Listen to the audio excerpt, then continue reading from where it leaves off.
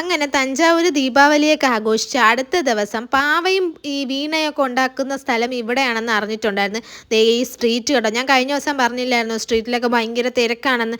ദേ ഇത് കണ്ടോ, ഈ അവിടുത്തെ തിരക്ക് കഴിഞ്ഞിട്ട് അടുത്ത ദിവസം ദീപാവലിയുടെ ദിവസം റോഡിൻ്റെ അവസ്ഥ കണ്ടോ, ഇന്നലത്തെ കച്ചവടം എല്ലാം കഴിഞ്ഞിട്ട് ഈ ഡ്രസ്സുകളുടെ ഇങ്ങൊക്കെ സാധനങ്ങളുടെ കവറിൻ്റെ ബാക്കിയാണ് ഈ കിടക്കുന്നത്. ഒരു സൈഡിൽ ക്ലീൻ ആക്കുന്നുണ്ട്, പക്ഷേ ഇതാണ് അവസ്ഥ.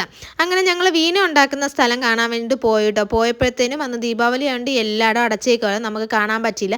പക്ഷേ ദേവദൂതനെ പോലെ ഈ ഒരു മാമൻ നമ്മുടെ ബാക്കിൽ നിന്ന് വന്നിട്ട് ഇത് കാണാൻ വേണ്ടിയിട്ടാണോ എന്നൊക്കെ നമ്മുടെ അടുത്ത് ചോദിച്ചു. വാങ്ങാനാണെങ്കിൽ സാധനം ഇല്ല, കാണാനാണെങ്കിൽ കാണിച്ച് തരാമെന്ന് അടച്ചേക്കുമായിരുന്നു. എന്നിട്ടും ആ മാമൻ നമ്മളെ കൊണ്ടുവന്നിട്ട് ആ മാമൻ്റെ ഈ വീണ ഉണ്ടാക്കുന്ന സ്ഥലങ്ങളും ഒരു ആൽബം ഉണ്ടായിരുന്നു, ആ ആൽബത്തിനകത്ത് ഇതെല്ലാം കാണിച്ചു തന്നു. കംപ്ലീറ്റ് ആയതൊന്നും ഇല്ലായിരുന്നു, അങ്ങനെ ഫോട്ടോ നമുക്ക് എടുത്ത് കാണിച്ചു തരുമായിരുന്നു. കംപ്ലീറ്റ് ആയത് ദീപാവലിക്ക് മുന്നേ കൊടുത്തിട്ടേ ഉണ്ടായിരുന്നുള്ളൂ. ഇത് അവിടെ ചെയ്തു വെച്ചേക്കുന്ന വീണയാണ്, ചെയ്യുന്നത് കൊണ്ടാണ്. ഇതെന്ന് പറയുന്നത് കേരളത്തിലോട്ടാണ് കൂടുതലും പോകുന്നത്. ലാസ്റ്റ് ചെയ്തത് തന്നെ എറണാകുളത്തോട്ടാണ് പോയതെന്ന് പറഞ്ഞിട്ടുണ്ടായിരുന്നു. ഈ മാമൻ നേരിട്ടാണ് കൊണ്ടുവന്ന് കൊടുക്കുന്നത്, അല്ലാണ്ട് കൊറിയറൊന്നും അല്ല അയക്കുന്നത്, നേരിട്ടാണ് കൊണ്ടുവന്ന് അയക്കുന്നത്. കൂടുതലും കേരളത്തിലോട്ടും എറണാകുളത്തോട്ടൊക്കെ തന്നെയാണ് അയക്കുന്നത്. ഇപ്പോൾ അവിടെ ഇരിക്കുന്ന എല്ലാം ചെയ്തുകൊണ്ടിരിക്കുന്നതേ ഉള്ളൂ, ഒരു 3 എണ്ണം അങ്ങോട്ട് ചെയ്തുകൊണ്ടിരിക്കുന്നതേ ഉള്ളൂ.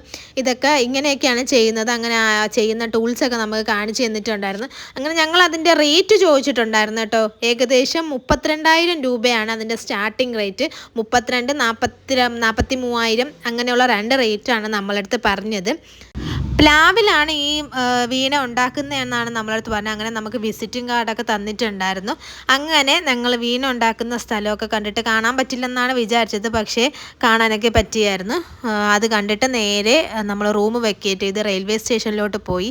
തഞ്ചാവൂരിൽ നിന്ന് നേരെ ട്രിച്ചിയിലോട്ടാണ് പോയത് കേട്ടോ. അവിടെ നിന്നാണ് നമുക്കിനി ട്രിവാൻഡ്രത്തോട്ടുള്ള ട്രെയിൻ ഉള്ളത്. ട്രെയിൻ കുറച്ച് ലേറ്റായിരുന്നു, ഏകദേശം ഒരു അരമണിക്കൂറോളം ലേറ്റായിരുന്നു. അങ്ങനെ ഞങ്ങൾ അവിടെ വെയിറ്റ് ചെയ്തിരുന്നു. അത് കഴിഞ്ഞ് ട്രിച്ചിയിൽ വന്നിട്ട് നമ്മൾ ഫുഡ് കഴിക്കാൻ വേണ്ടിയിട്ട് കയറി കേട്ടോ. ഇതും തമിഴ്നാട്ടിലുള്ള ഒരു നല്ലൊരു രസമുള്ള ഹോട്ടലായിരുന്നു, ഏതോ ഒരു രാജ ഹോട്ടലോ അങ്ങനെ എന്തോ ഒരു ഹോട്ടലായിരുന്നു.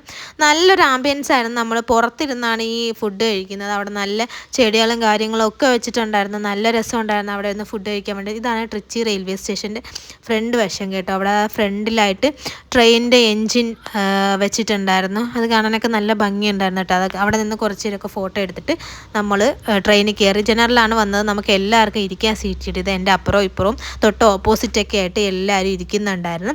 അങ്ങനെ ഏകദേശം ഒരു 12 മണി സമയമായപ്പോഴത്തേനും നമ്മുടെ ട്രിവാൻഡ്രം സെൻറ്ററിൽ നമ്മൾ എത്തിയിട്ടുണ്ടായിരുന്നു. അങ്ങനെ ഞങ്ങളുടെ ആ ഒരു ആഗ്രഹവും കൂടി സാധിച്ചു, തഞ്ചാവൂർ കാണണമെന്ന്. അപ്പോൾ അത്രയേ ഉള്ളൂ. വീഡിയോ ഇഷ്ടമെങ്കിൽ ലൈക്ക് സബ്സ്ക്രൈബ് ചെയ്യണം.